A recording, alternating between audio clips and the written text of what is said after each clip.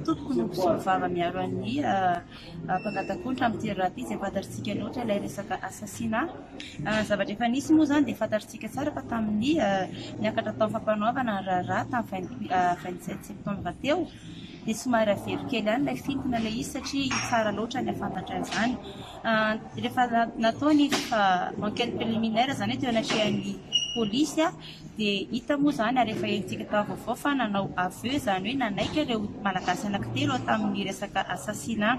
Fa kosa ilay vazaha izay antsoina hoe Lionel Lelièvre dia nandahatra ny farany fiampangana azy. Hitantsika moa zany ny zavatra nisy teo amin'ny parquet fa tsy nirequérir na hoe nangataka ny hitasomana-ponja azy vonjimaiky ny fampanaovana jaina ary rehefa nandeha instruction na koa hoe tsara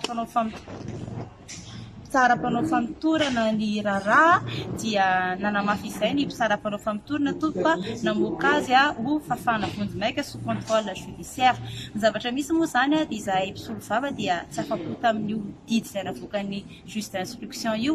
ka nanao opposition na fanohanana kanefa moa tompoko malahelo izahay fa confirmation zany hoe fanamafisana tanteraka no navoakan'ny chambre de détention préventive ny amin'ny mahakasika ny andriamatoa Lionel Lelièvre. Zay moa zany ny procédure misy hatreto. Zavatra ho avy moa zany dia rosa amin'ny enquête au fond isika amin'izao fotoana izao. Ny profo moa zany dia misy ary tena misy maro dia maro mihitsy ilay izy ary ny fanampiana ny fitsarana sy ny fanampiana ny mpikaroka ny fandikan-dalàna rehetrarehetra zany dia zahay koa miezaka manampy amin'izay raha tongavana amin'izay profo izay. Ankoatran'izay fa voalaza tahaka ny fisiana caméra izay nahita ny fisehon-javatra saika rehetrarehetra mihitsy ny resaka telefona izay teo amin'ny toeran'io daholo no mitrangana dia fa profo miresaka mihitsy profo satria raha midinga ny fanaovana fikarohana ohatrohatr'izao dia milaza fa vesatra izy zany hoe charge ny filazana azy fa zahay dia tsy miteny hoe charge izy fa tena preuve mihitsy ary amin'ny fanohizana an'izay profo izay zany no nisina collaboration miaraka amin'ny fitsarana frantsay sy ny expert frantsay maromaro amin'izao fotoana izao izay hididitra amina tena preuve scientifique koa zany tsika satria isy ny test ADN atao amin'ny alalan'io tady nanakendana ka natonga izao von'olona mahatsiravina izao ary ny olana mitranga dia eto Madagasikara moa zany tsy ampy ny ataoko hoe fitaovana dia izay tsy maintsy andefasana an'ireo any France ny justice française araka ny voalazanay teo moa zany dia efa saisihany koa ny affaire fa ny tena marena ao anatin'izy zahay zany dia hiady hatramin'ny farany hitrangano marina amin'ity raharaha ty ary hitrangano ny ataoko hoe justice amin'ity raharaha ty. Ny antony dia tsotra fotsiny betsaka ny famonoana mahatsiravana efa nitranga teto hatramin'izay ary tsy mbola voazava mikasika an'ireo. Mieritreritra izay fa misy ifandraisany ireo zavatra ireo. Ankoatran'izany fisorohana ny fisiana fatolona ohatrohatr'izao satria sady manimba ny mahita fa misy ain'olona maty misy vady namono vady misy zaza namoray ao anatin'izy ary potika na tontolo fandrarana sy ny réputation ny Madagasikara dia izay no mahatonga anay équipe hoe travail d'équipe ilay izy hitsangana ary be da be rahateo moa zany ny olona efa manampy ary mitondra ny zavatra rehetrarehetra ahafahana mampiseho marina amin'ity raharaha ity. Ireo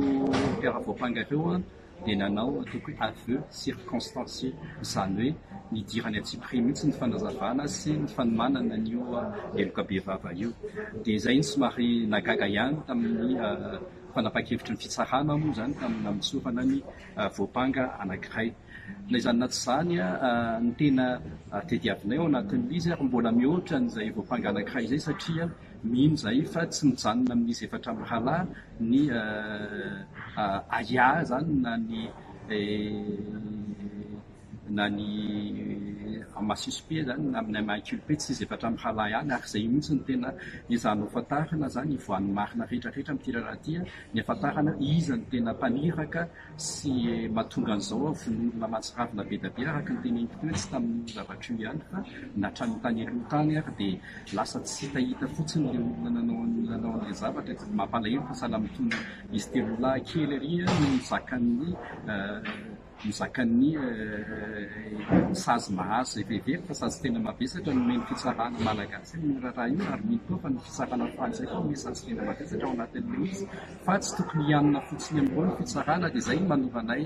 anampianay ny fanjakana na fanjakana malagasy na fanjakana frantsay ahitana marina sy ahitana zay ao anatin'izy zavatra mampalahelo fotsiny koa ankoatran'izay lafiny zavatra zay